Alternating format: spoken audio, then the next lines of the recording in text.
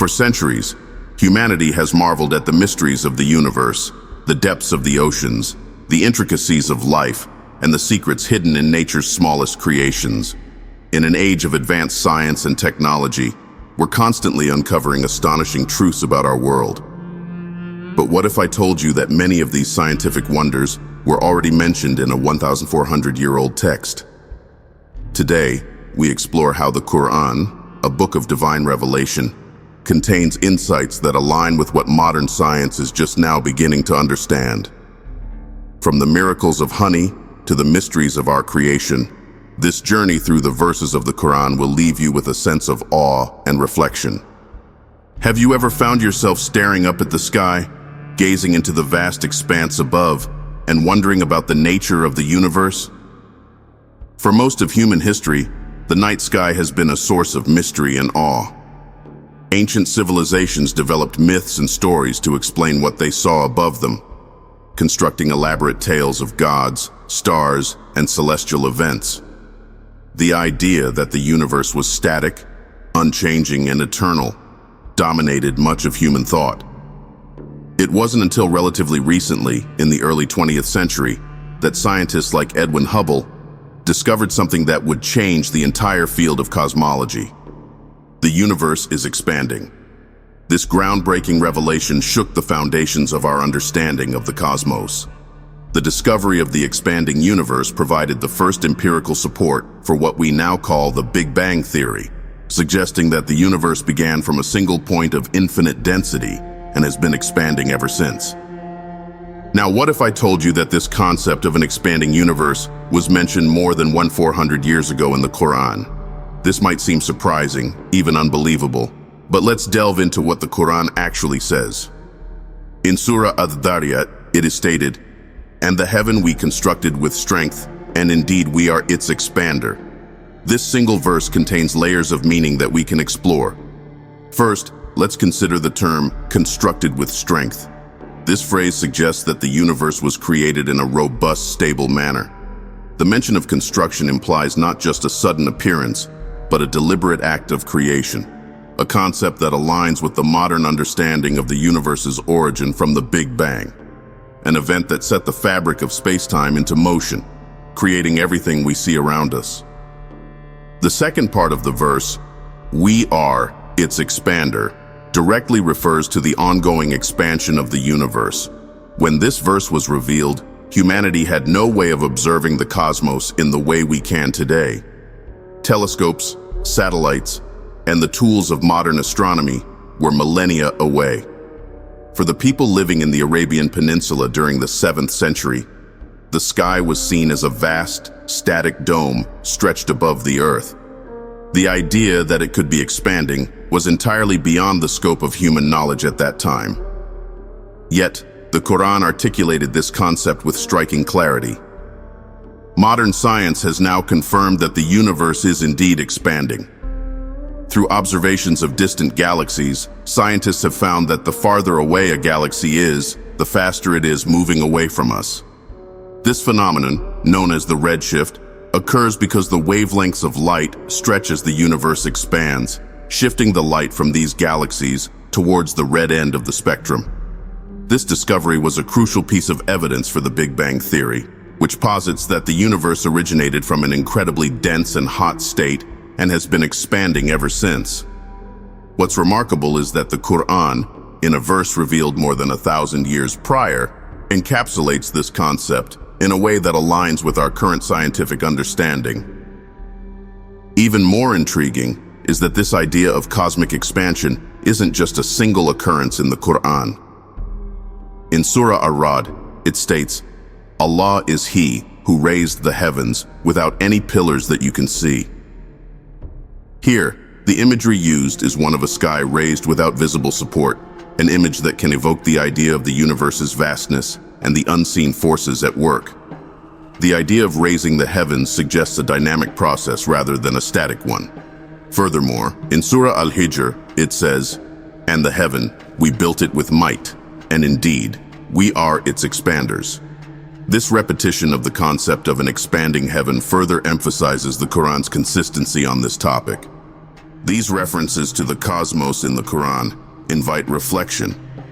How could such knowledge of the universe's expansion exist in a text from a time when humanity lacked the scientific tools to explore the stars?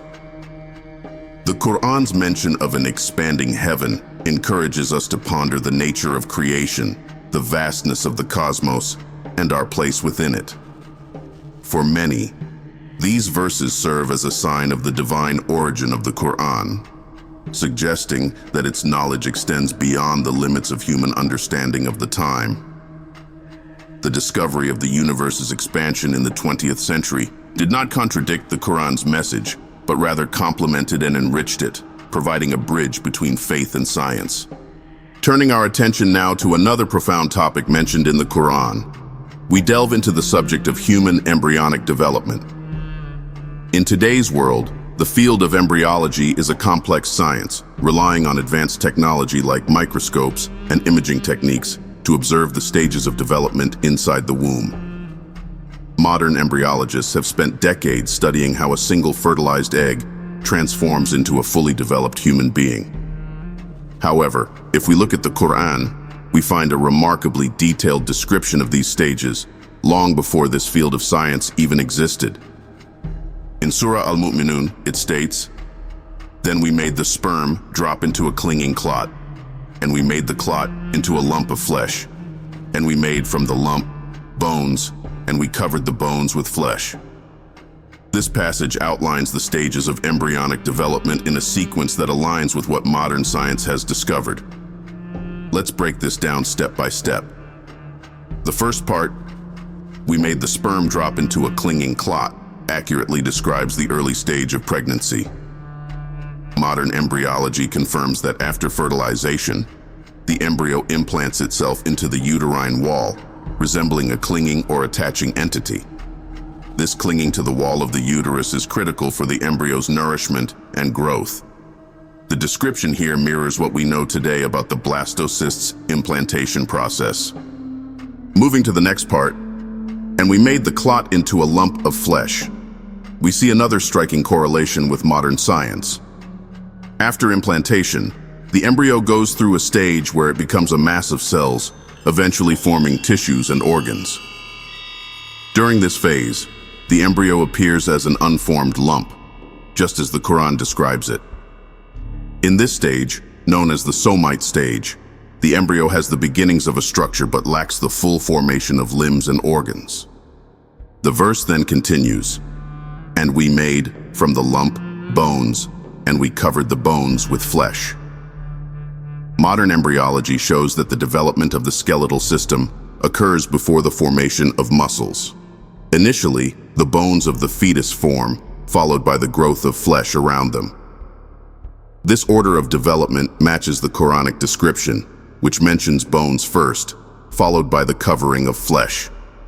How could this sequence, now confirmed by science, be articulated in a text from a time when the understanding of human development was rudimentary at best?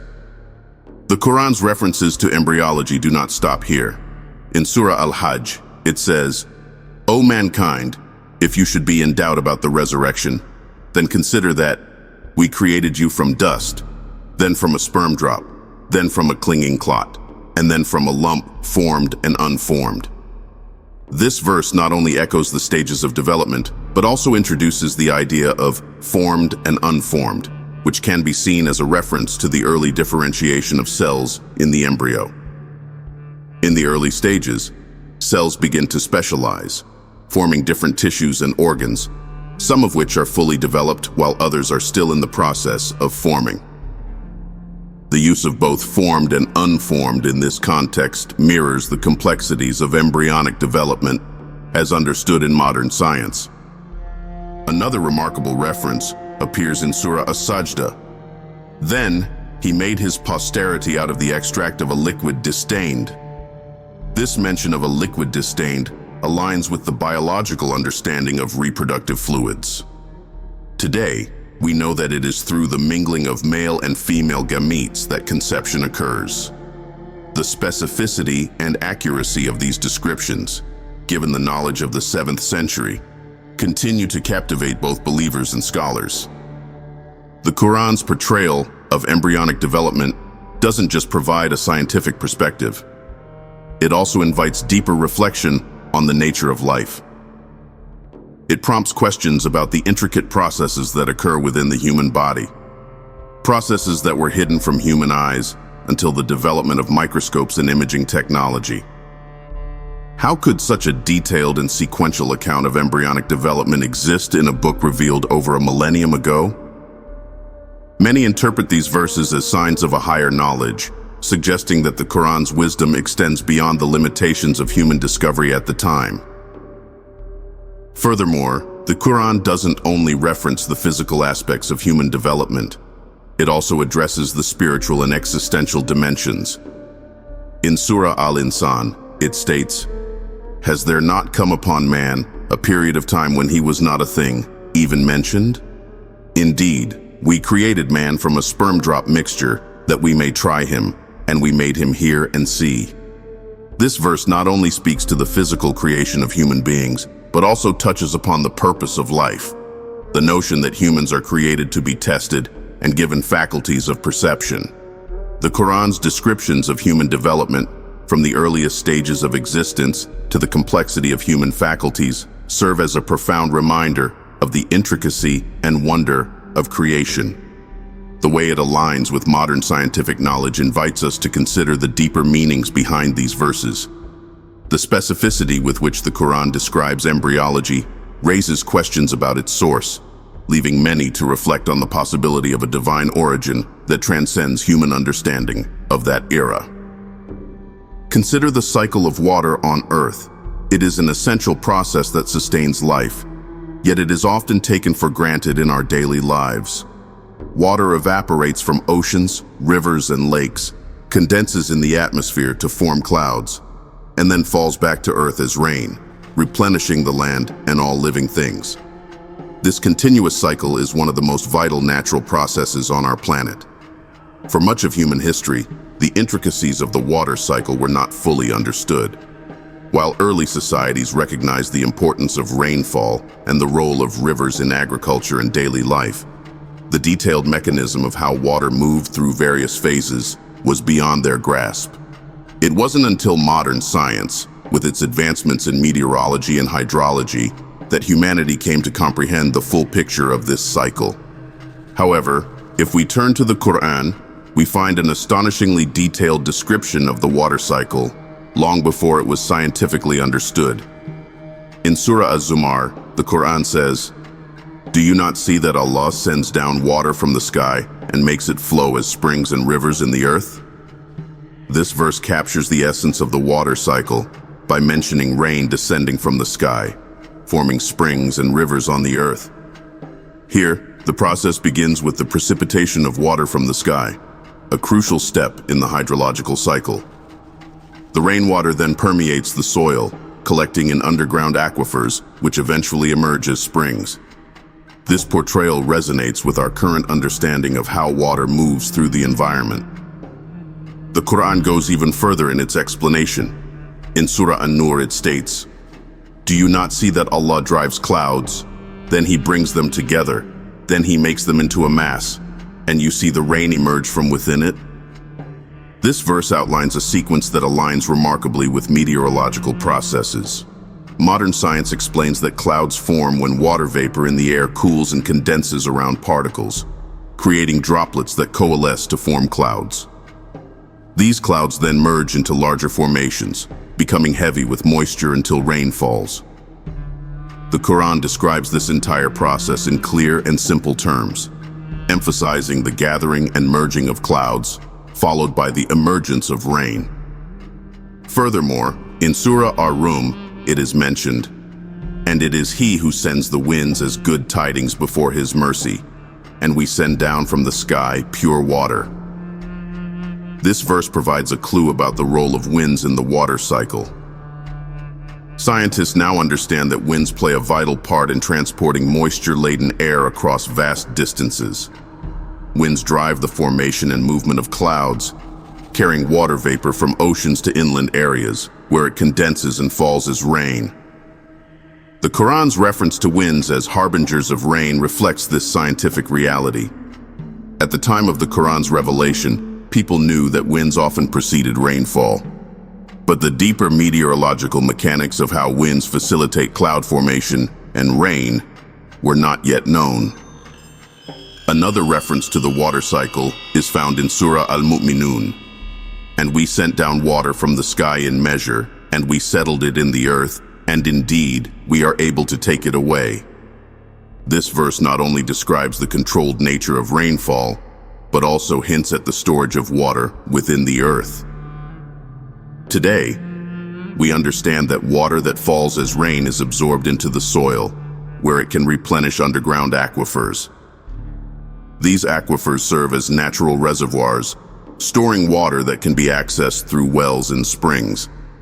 The phrase "in measure" indicates that the amount of rainfall is part of a balanced system, crucial for maintaining life on Earth. The idea of water being settled in the earth aligns with the modern hydrological concept of groundwater storage. Furthermore, the warning that this water could be taken away reflects the fragility of this natural resource, echoing contemporary concerns about water scarcity and environmental change. The Quran continues to provide insight into how water gives life. In Surah Yasin, it says, "And we have sent down blessed rain from the sky, and made grow thereby gardens and grain from the harvest." This verse emphasizes water's role in agriculture and sustenance. The falling of rain enables plants to grow, supporting entire ecosystems and human societies. Without water, crops would wither, and the land would become barren.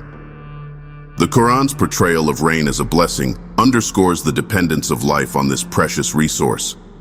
Modern science confirms that rainwater is essential for replenishing soil nutrients, supporting plant growth, and maintaining biodiversity. The recurring theme of water in the Quran serves as a reminder of its centrality to life, encouraging humanity to reflect on the natural processes that sustain existence. Moving on to another significant aspect of the natural world, we find that mountains also occupy an important place in the Quran. The understanding of mountains has evolved significantly over time. For centuries, people saw mountains merely as imposing structures, landmarks that marked the landscape and influenced weather patterns. However, modern geology has revealed that mountains play a far more critical role in maintaining the stability of the Earth's crust. In the Quran, mountains are described with language that mirrors this scientific discovery. In Surah An-Naba, it is stated, "Have we not made the earth a resting place and the mountains as stakes?" The use of the term stakes or pegs is particularly profound when examined in the light of modern geological knowledge. Mountains are not just surface formations, they have deep roots that extend into the earth's crust, much like pegs or stakes. This root-like structure of mountains contributes to the balance and stability of the earth's surface, a concept known in geology as isostasy. The roots help counteract the forces exerted by tectonic movements, thereby reducing vibrations on the surface. The Quran's description of mountains as stabilizing stakes aligns remarkably with the geological functions of mountains. For example, the Himalayas and other mountain ranges act as stabilizers for the Earth's crust, particularly in regions where tectonic plates converge.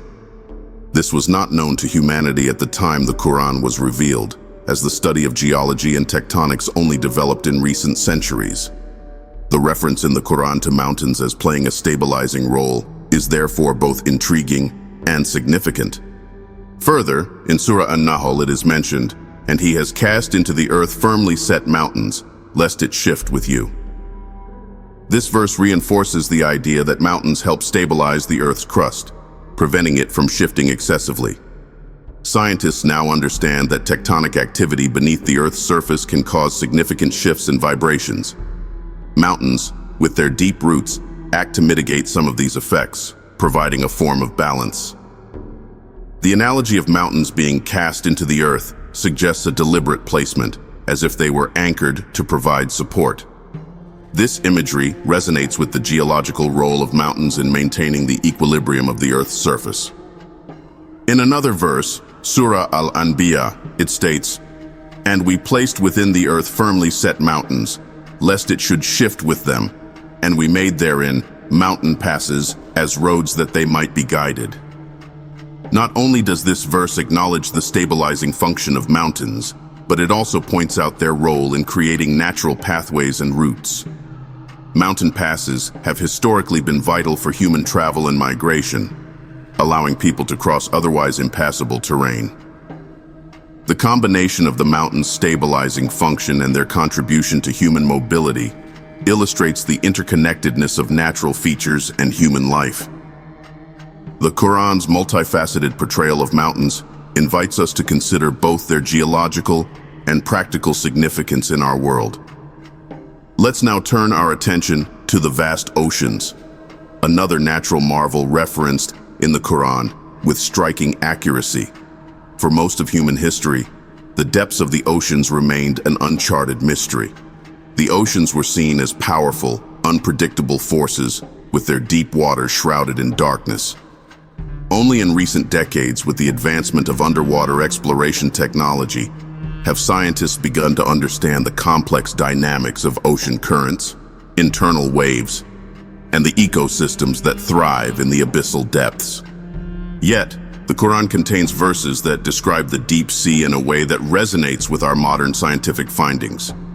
In Surah An-Nur, it is stated, "Or they are like darknesses within an unfathomable sea, which is covered by waves, upon which are waves, over which are clouds." This verse offers a vivid image of the deep sea, where darkness prevails. The mention of waves upon waves refers not only to surface waves, but also to internal waves that occur at the boundaries between layers of water of different densities. Modern oceanography has confirmed that these internal waves exist deep below the ocean's surface, and they move in a manner similar to surface waves, although they are not visible from above. The description of darkness within the unfathomable sea is another scientifically accurate portrayal. Sunlight can only penetrate the uppermost layers of the ocean. Below a certain depth, known as the aphotic zone, no light reaches, resulting in complete darkness. Marine scientists have discovered that beyond approximately 200 meters, the ocean becomes an environment of total darkness. The Quran's reference to darknesses within an unfathomable sea aligns with this scientific reality, painting an accurate picture of the conditions in the deep ocean. Moreover, the verse mentions waves upon which are clouds, which can be understood as a depiction of the surface waves of the sea topped by clouds in the sky. This imagery reflects the interconnectedness of oceanic and atmospheric systems. Clouds form from water vapor that evaporates from the ocean's surface, highlighting the cyclical relationship between the sea and the sky. The Quran's detailed and poetic descriptions of the ocean invite readers to reflect on the wonders of creation and the hidden mysteries beneath the waves. In Surah Luqman, another reference to the sea reads, "He merges the two seas, meeting side by side. Between them is a barrier, so neither of them transgresses." This verse points to the phenomenon known as estuarine mixing, where fresh water from rivers meets the salt water of the sea. Scientists now know that when these two types of water converge, there exists a boundary where the properties of each water type remain distinct. The separation is maintained due to differences in salinity, density, and temperature, creating what is known as a halocline. The Quran's depiction of a barrier between two seas encapsulates this natural occurrence, adding to the list of its scientifically relevant references. These verses about the seas, mountains, and the water cycle collectively showcase the Quran's intricate references to natural phenomena. They go beyond mere observations of nature, offering insights that align with modern scientific discoveries. For many, this harmony between the Quran's descriptions and scientific understanding serves as an invitation to explore, reflect, and appreciate the wonders of the world around us. The Quran encourages a perspective that integrates both faith and reason, prompting us to ponder the deeper meanings behind these natural processes and their connection to a higher order. The Quran's references to the natural world go beyond the physical elements of Earth. It speaks of the sky and the atmosphere in a manner that is profoundly accurate when compared with our modern understanding of the universe. In our current age, we know that the Earth's atmosphere is a multi-layered protective barrier, shielding life from harmful solar radiation, maintaining the planet's temperature, and even burning up meteors before they can strike the surface. This understanding comes from centuries of scientific exploration, yet remarkably, the Quran contains descriptions that align closely with these scientific truths.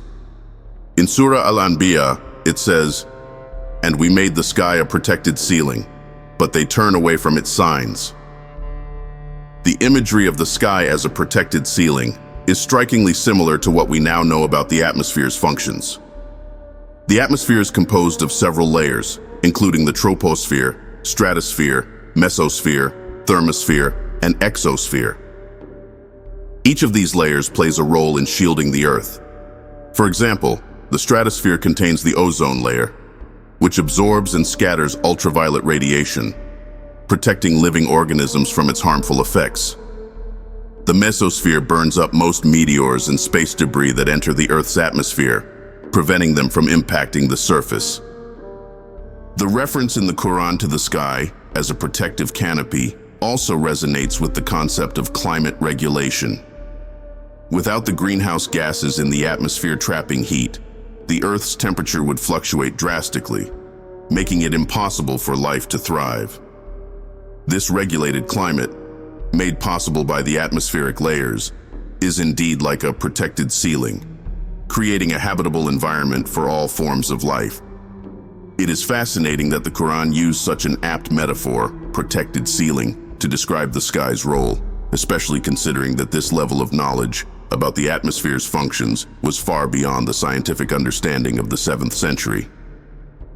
Another reference to the sky's protective nature appears in Surah Al-Mulk, "He who created 7 heavens in layers. You do not see in the creation of the most merciful any inconsistency." The mention of 7 heavens in layers can be seen as an allusion to the layered structure of the atmosphere. Today, scientists recognize that the atmosphere consists of distinct layers, each serving a unique purpose. While ancient cultures had various beliefs about the heavens, the Quran's description of layers aligns intriguingly with our modern understanding of atmospheric science. Beyond just the atmosphere's protective functions, the Quran also addresses the broader cosmic order in which the Earth is situated. In Surah Ar-Rahman, it states, "The sky he raised, and he set the balance."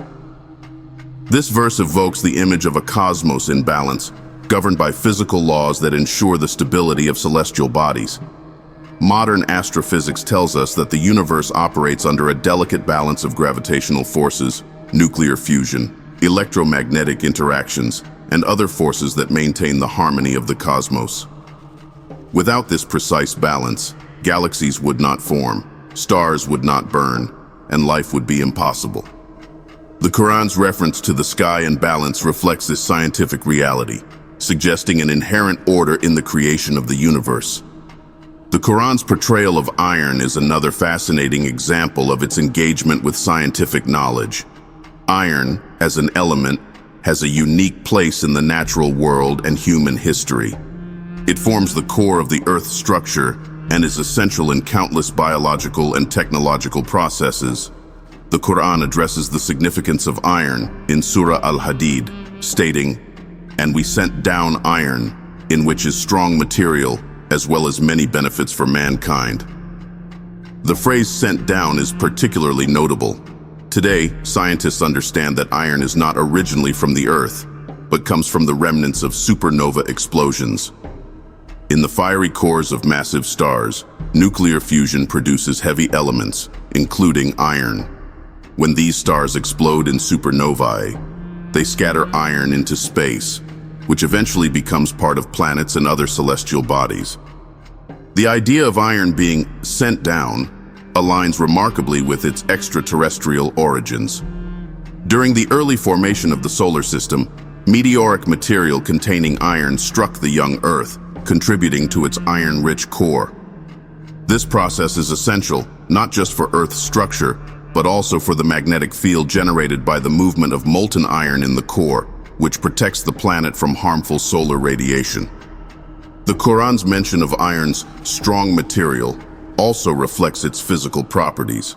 Iron's strength and malleability have made it a fundamental resource throughout human history, used in tools, construction, transportation, and technology. Moreover, the Qur'an goes on to highlight iron's benefits for mankind.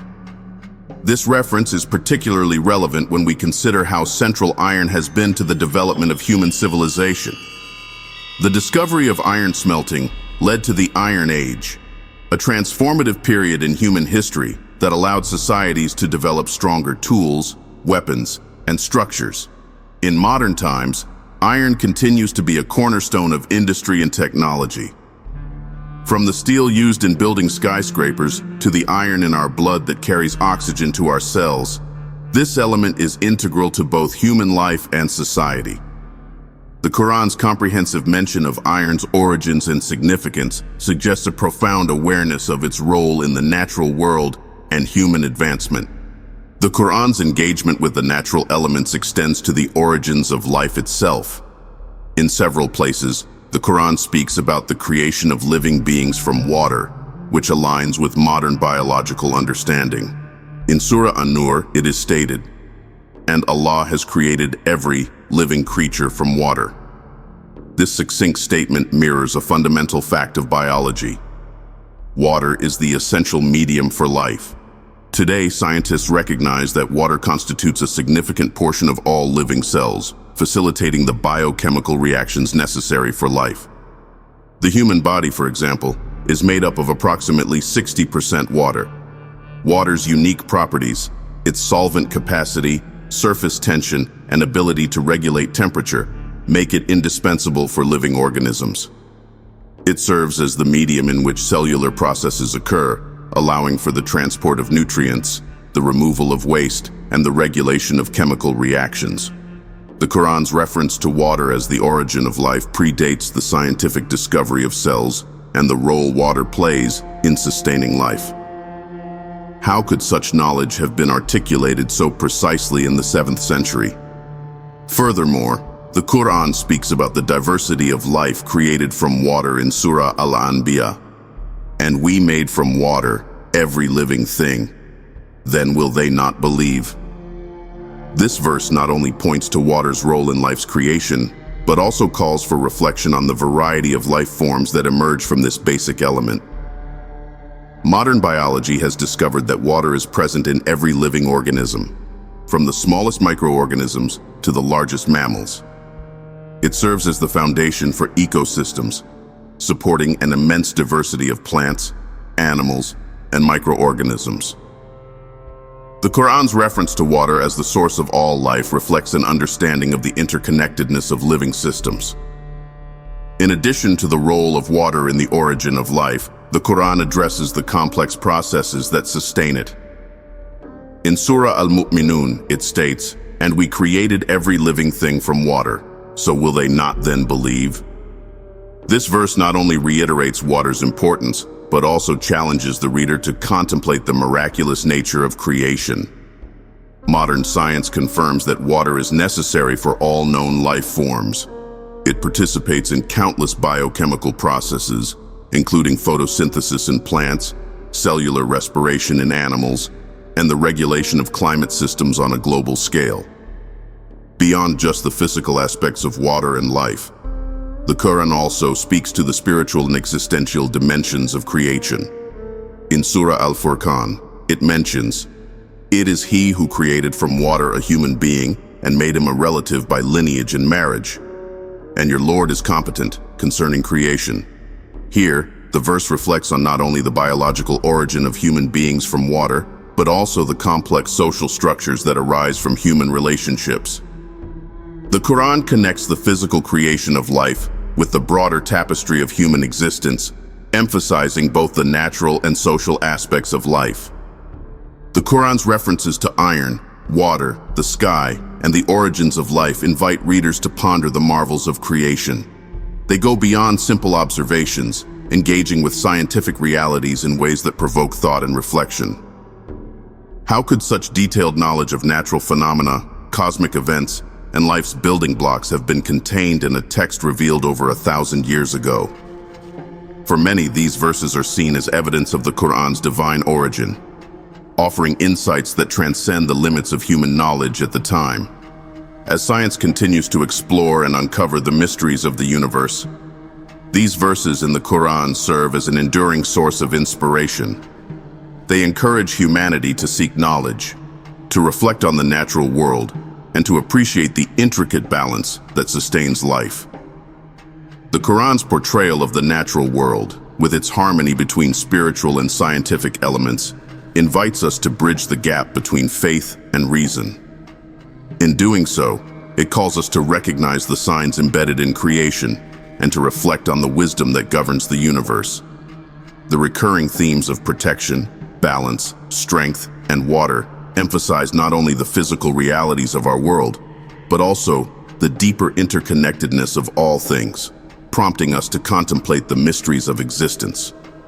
The Qur'an's insight into the natural world extends to elements of daily life, including the foods and substances that sustain and benefit humanity.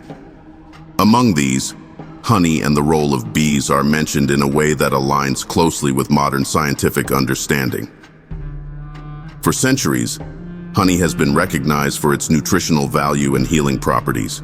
However, in the context of the 7th century, this knowledge was limited, and the mechanisms behind honey's medicinal effects were not well understood. Yet the Qur'an describes honey and its benefits in a manner that reflects a deep awareness of its qualities. In Surah An-Nahl, it states, "And your Lord inspired to the bee, take for yourself among the mountains, houses, and among the trees, and in that which they construct. Then eat from all the fruits and follow the ways of your Lord laid down. There emerges from their bellies a drink, varying in color, in which there is healing for people. Indeed, in that is a sign for a people who give thought." This passage speaks directly to the complex behavior of bees and the production of honey. The verse begins by describing how bees are inspired to find homes in natural shelters, such as mountains and trees, and even in man-made structures. Modern entomology confirms that bees can adapt to various environments and build hives in diverse locations. This adaptability is crucial to their survival and the pollination process, which in turn supports the growth of many plants and crops. The verse then continues by highlighting the bees' consumption of fruits, which aligns with their natural behavior of collecting nectar from flowers. This nectar is carried back to the hive, where it undergoes a transformation process to become honey. The description of honey emerging from their bellies is remarkably accurate when viewed in the light of modern science. Bees have a specialized stomach called a honey stomach, where the nectar is stored and mixed with enzymes before being regurgitated into the hive's honeycomb. This enzyme-rich nectar then undergoes a process of evaporation and chemical transformation, resulting in the thick, sweet substance we know as honey. The Qur'an's mention of honey as a drink varying in color is another point of interest. Honey's color and flavor can vary widely depending on the source of the nectar. For example, honey derived from clover flowers is light and mild, while honey from buckwheat flowers is dark and robust. This diversity in honey's characteristics reflects the natural variety found in plant ecosystems. By pointing out the varying colors of honey, the Quran acknowledges the influence of environmental factors on its production, but it is the subsequent mention of honey's healing properties that stands out most strikingly. Modern science has confirmed that honey possesses numerous medicinal qualities. It has antibacterial and anti-inflammatory properties, which make it effective in treating wounds and infections. Honey is also rich in antioxidants, which contribute to its health benefits, including boosting the immune system and aiding in digestion. For thousands of years, honey has been used in traditional medicine, but it was not until recent scientific research that the mechanisms behind its healing effects were understood. Furthermore, honey is known for its ability to promote tissue regeneration and reduce inflammation. Medical studies have shown that honey can be used to treat burns, ulcers, and other skin conditions. Its natural sugars and low water content inhibit the growth of bacteria, making it a natural preservative and antiseptic. The Quran's reference to honey as containing healing for people is thus supported by scientific evidence, underscoring its role in health and well-being. Beyond the healing properties of honey, the passage from Surah An-Nahl also invites reflection on the bee's role in the natural world. Bees are crucial pollinators, responsible for the reproduction of many flowering plants. Through their activity, they contribute to biodiversity and the production of food crops. The Quran's depiction of bees and honey encourages readers to think about the interconnectedness of life and the wisdom embedded in natural processes. It suggests that even the smallest creatures, like bees, play a vital role in the ecosystem, providing benefits that extend to human health and agriculture. The verse concludes by stating, "Indeed, in that is a sign for a people who give thought." This serves as an invitation to reflect on the natural world and its intricacies. How could such detailed knowledge of bees' behavior, the production of honey, and its healing properties have been articulated in a text from over a millennium ago? For many, this serves as a reminder of the divine wisdom present in the Quran, encouraging contemplation of the signs found within creation. Moving beyond the natural elements, the Quran also addresses the origins and essence of human life in a manner that resonates deeply with modern science. In Surah Al-An'am, it states, "And it is He who produced you from a single soul and gave you a place of dwelling and of storage." This verse touches on both the physical and spiritual aspects of human creation. The idea of being produced from a single soul can be seen as a reference to the shared origin of humanity, which aligns with the concept of a common ancestry in modern evolutionary biology. All human beings trace their lineage back to a common origin, emphasizing the unity and interconnectedness of the human race. The phrase, "a place of dwelling and of storage," can be interpreted in light of genetic science. Modern biology has discovered that DNA serves as the storage of genetic information, encoding the instructions for the development, functioning, and reproduction of living organisms. This genetic material is passed from one generation to the next, preserving the traits and characteristics of species. In humans, DNA contains the blueprint for the creation of all our physical features and biological processes. By referring to the place of storage, the Quran could be alluding to this repository of genetic information that resides within each individual, encapsulated within our cells. The Quran further elaborates on the theme of human origin and development in Surah Al-Insan. Has there not come upon man a period of time when he was not a thing, even mentioned? Indeed, we created man from a sperm drop mixture that we may try him, and we made him hear and see.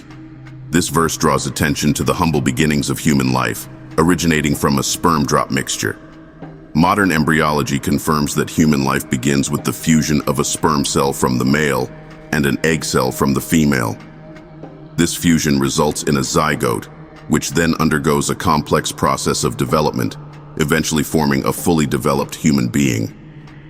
The Quran's description reflects an understanding of the stages of human development, emphasizing both the physical and the spiritual aspects of creation. The reference to creating man, hearing and seeing, highlights the development of sensory faculties, which are crucial for human experience and interaction with the world. In the field of developmental biology, it is known that the organs of hearing and sight begin to form at specific stages in embryonic growth.